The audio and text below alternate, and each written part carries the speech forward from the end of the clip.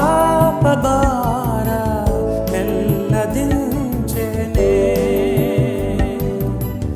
పరుని దాస్య బంధములను త్రెంచివేసెనే ప్రార్థనే నీ పాపభార నెల్లదించెనే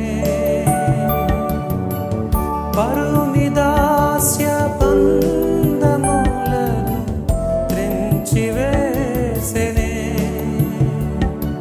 పరిశుద్ధుని చెంత చేర్చెనే ప్రాణమునకు సేద తీర్చెనే ప్రార్థించుచుంటివా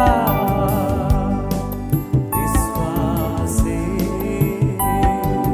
ప్రార్థన మరువకుమా పరదేశీ. యెషయా గ్రంథం 59 నుంచి రక్షింప నేరకి ఉన్నట్లు యెహోవా హస్తం కూర్చకాలేదు. ప్రతి ఒక్కరిని రక్షించుటకు శక్తి కలిగిందే దేవుని హస్తములు. అయితే వారు చేస్తున్న ప్రార్థన దేవుని చేరలేకపోతుంది. కారణం ఏంటంటే పాపం. బైబిల్లో చూస్తాం, మీ దోషములు మీకును మీ దేవునికి అడ్డముగా వచ్చెను, మీ పాపములు ఆయన ముఖమును మీకు మరుగుపరచెను గనుక ఆయన ఆలకింపుకున్నాడు. ప్రార్థన ఎంత చేస్తున్నా ఈ పాపం అనే గోడ అడ్డొచ్చేస్తుంది. ప్రార్థన దేవుని దగ్గరికి వెళ్ళట్లేదు.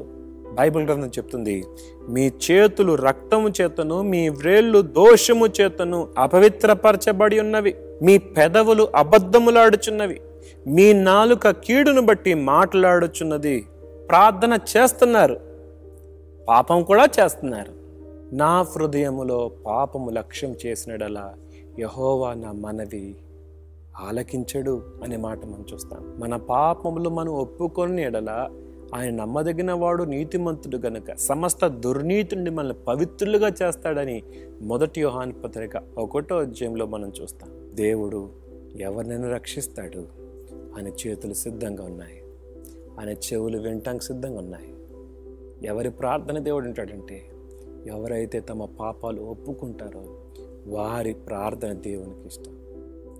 దీనులు ఒప్పుకుంటారు, గర్విష్ఠులు కప్పుకుంటారు. సుంకరి రొమ్ము కొట్టుకుంటూ పాపిని నన్ను కనికరించు అని కేకలేశాడు.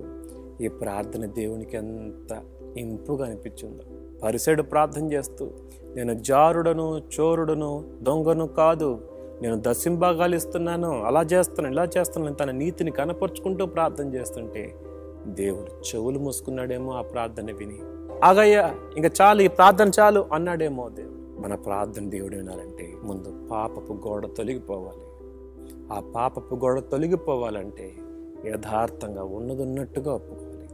దేవుడి మాటలు దీవించినగాక ప్రార్థన చేద్దాం. మహోన్నతుడకు దేవా, సర్వాధికారి, నీవు ప్రార్థన వినే దేవుడు, ఆలకించే దేవుడు. మేము పాపాన్ని కప్పుకునే వారికి కాక ఒప్పుకొని విడిచిపెట్టే వారి గుంటకు సహాయం చేయండి.